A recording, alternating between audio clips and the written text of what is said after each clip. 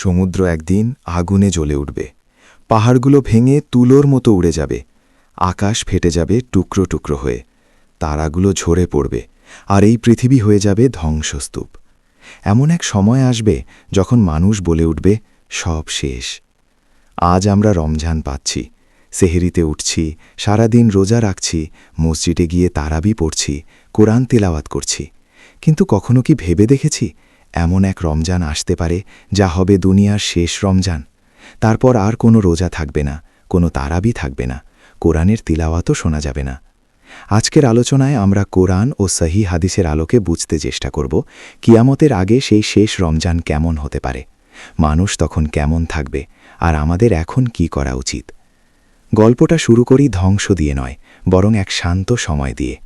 দাজ্জালের ফিতনা শেষ হয়েছে।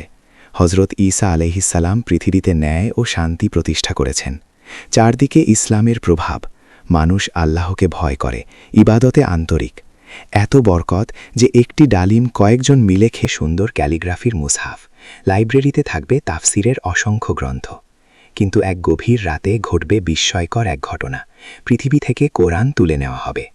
বর্ণনায় এসেছে মানুষের মুখে তখন শুধু থাকবে লা ইলাহা ইল্লাল্লাহ, কিন্তু এই শব্দ তাদের উপকারে আসবে না, কারণ তারা এর অর্থ জানবে না, এর দাবিও পূরণ করবে না।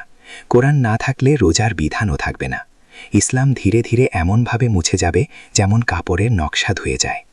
এরপরও রমজান আসবে, চান্দ্রমাস ঘুরে চাঁদ উঠবে, কিন্তু কেউ রোজা রাখবে না, কেউ জানবেই না রোজা কি, তারাবি কি, ইবাদতের মানে কি। মানুষ কবরের পাশ দিয়ে হেঁটে যাবে আর বলবে, যদি এখানে শুয়ে থাকতে পারতাম তাহলে ভালো হতো, কারণ ফিতনা এত বেশি হবে যে বেঁচে থাকাই বোঝা মনে হবে। এভাবেই শুরু হবে পৃথিবীর সেই শেষ রমজানের অধ্যায়।